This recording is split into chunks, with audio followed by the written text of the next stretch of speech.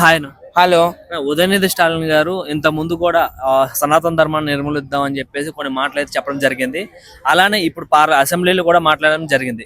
అయితే ఎవరైతే సీఎం గా విజయ్ గారు గెలిచారో గెలవక ముందు ఆయన ఏం చెప్పాడు, నేను సెక్యులర్ని, నేను అన్ని మతాలను గౌరవిస్తా అన్నప్పుడు ఆయన ముందే ఇలాంటి మాట్లాడుతున్నప్పుడు ఆయన నవ్వుతూ కూర్చున్నా తప్ప ఏం మాట్లాడలేదు. దానికోసం ఏం చెప్పాలి?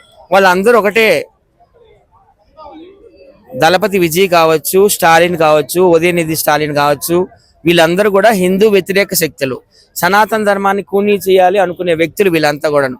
ఏమయ్యారు చివరికి ఏమయ్యారు? చిత్తుగా ఓడిపోయారు. స్టాలిన్ అయితే సీఎం సీట్ కోల్పోయాడు, ఎమ్మెల్యేకి కూడా గెలవలేకపోయాడు. ఈ ఉదయనిధి స్టాలిన్ ఏదో బొటాబొటి మెజార్టీతో వచ్చాడు, అంతే కదా. ఈ ఉదయనిధి స్టాలిన్ ఒక పెద్ద ఐరన్ లెగ్. ఫస్ట్ సినిమా హీరోను అది ఏదని బిల్డప్లు కొట్టుకుంటూ వెళ్ళాడు కోలీవుడ్ లోకి. అన్ని సినిమాలు అటర్ ఫ్లాపే. ఇంకెందుకని రాజకీయాల్లోకి వచ్చాడు. తాత పేరు కరుణానిధి పేరు చెప్పుకొని, తండ్రి పేరు స్టాలిన్ పేరు చెప్పుకొని ఏదో రాజకీయాల్లో రానిద్దామని అనుకుంటున్నాడు. వాడు చాలా పెద్ద ఎదవాడు. ఏమన్నాడు? హిందూయిజాన్ని, సనాతన ధర్మాన్ని మలేరియా ఫీవర్ తో పోల్చాడు. అందుకే హిందువులు అందరూ కూడా చెప్పుతో కొట్టి వాడిని చిత్తుగా వాడి పార్టీని ఓడించారు. ఈ విజయ్ కూడా ఏమన్నాడు స్టార్టింగ్ లో? ఈ విజయ్ కూడా ఒక ఊసర వెళ్ళండి. విజయ్ జోసఫ్ అనే వ్యక్తి, ఈ దళపతి ఒక ఊసర వెళ్ళి భార్యకి కొడుక్కి న్యాయం చేయలేని వ్యక్తి ప్రజలకి ఏం న్యాయం చేస్తాడు? ఆయనకి ఏమి ఎక్స్పీరియన్స్ ఉంది? ఆయనకి మెజారిటీ ఉందా? గతంలో చూసుకుంటే ఎంతో మంది తమిళనాడు నుంచి సీఎంలు అయ్యారు, సినిమా ఇండస్ట్రీ నుంచి. అన్నాదురై అండ్ కరుణానిధి వాళ్ళిద్దరు రైటర్స్, వాళ్ళకి భారీ మెజార్టీ. కరుణానిధికి అయితే 1971లో 205 సీట్లు వచ్చాయి.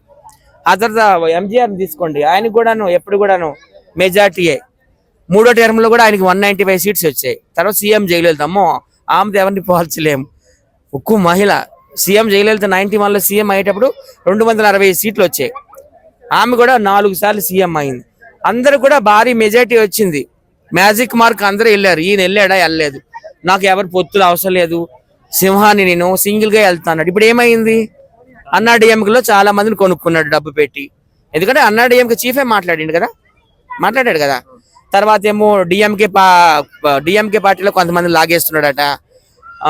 లెఫ్ట్ పార్టీ నుండి లాగేశాడు జనాల్ని, కాంగ్రెస్ పార్టీ నుంచి లాగేశాడు, ముస్లిం లీగ్ పార్టీ నుంచి కూడా లాగేశాడు. ఈ అతుకులు అంతా ఆయన ప్రభుత్వం. అంటే ఆయన సీఎం గా అంటే సీఎం పదవిలో కూర్చున్నప్పుడు ఆయన ముందే ఒక మతాన్ని తక్కువ చేసి మాట్లాడినప్పుడు ఆయన నవ్వుతూ కూర్చున్నాడు తప్ప ఎందుకు ఆయన వ్యతిరేకించలేదు? ఆయన రాజకీయాల్లో పసికోనండి. ఆయనకి ఏం తెలుసండి? ఆయన ఏమైనా ప్రజల మధ్యలోకి వెళ్ళాడా? సేవా కార్యక్రమాలు చేశారా? ఎన్టీ రామారావు గారు 83లో సీఎం అయ్యారంటే ఆయన ప్రజలతో తిరిగాడు, సేవా కార్యక్రమాలు చేశాడు, ఆయన ఆస్తి ప్రజలకు పంచాడు, మంచి మంచి కార్యక్రమాలు పథకాలు కూడా పెట్టాడు. ఆయన 2 రూపాయల కిలో బియ్యం కావచ్చు, మహిళలకు చేనేత వస్త్రాలు కావచ్చు, మహిళలందరికీ ఆస్తి హక్కు కావచ్చు, పటేల్ పట్వాయిడి వ్యవస్థను రద్దు చేయడం కావచ్చు. ఇక్కడ మన బుద్ధుడి విగ్రహం కూడా పెట్టింది ఆయనే, ట్యాంక్ బండ్ మొత్తం డెవలప్ చేసింది ఆయనే. ఆయన ఎన్నో చేశాడు. ఈయన ఏం చేశాడు అసలు?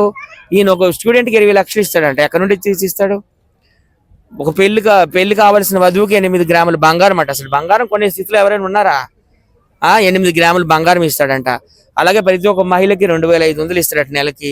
ఫ్రీ బస్ అంట, ఫ్రీ గ్యాస్ అంట, అన్ని ఫ్రీ ఫ్రీ ఫ్రీ ఫ్రీ అనమాట. ఏది ఉందిలే 200 పథకాలు 600 బొక్కలు అన్నట్టు అయింది.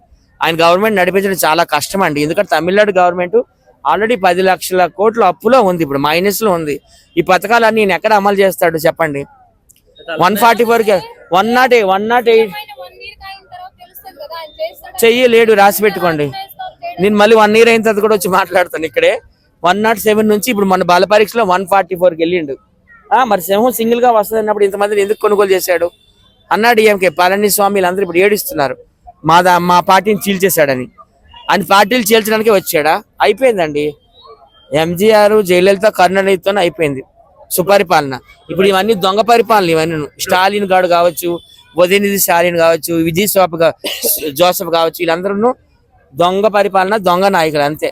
అయితే వైసీపీ నాయకులు కూడా ఏమంటున్నారంటే పవన్ కళ్యాణ్ నుండి అంటే జనసేన నుండి దాన్ని పెద్దని పోటీ అంటే పోలుస్తున్నారు. ఇప్పుడు అలాంటప్పుడు పొత్తుతో ఇవి 2 పార్టీలతో వచ్చింది, వాళ్ళు 4-5 పార్టీలను పొత్తు పెట్టుకున్నారు. వాళ్ళు దానికోసం ఎందుకు మాట్లాడుతున్నారు? వైఎస్ రాజశేఖర రెడ్డి 2004లో సీఎం అయ్యాడు. ఆయన ఏమి సింగిల్ గా వచ్చాడు సింహం? ఆయన కూడా టీఆర్ఎస్ తో పొత్తు పెట్టుకున్నాడు, లెఫ్ట్ పార్టీలతో పొత్తు పెట్టుకున్నాడు. ఓకే, ముందు వాళ్ళ వీపు వాళ్ళు చూసుకోమానండి. మరి వీళ్ళు 11 సీట్లు గెలుచుకున్నారు. వీళ్ళు కనీసం ప్రతిపక్ష హోదా కూడా రాలేదు, డిపాజిట్లు కూడా రాలేదు. 25 మంది రాష్ట్ర మంత్రులు ఓడిపోయినారు. వీళ్ళు కూడా పవన్ కళ్యాణ్ కోసం అనడమేనా?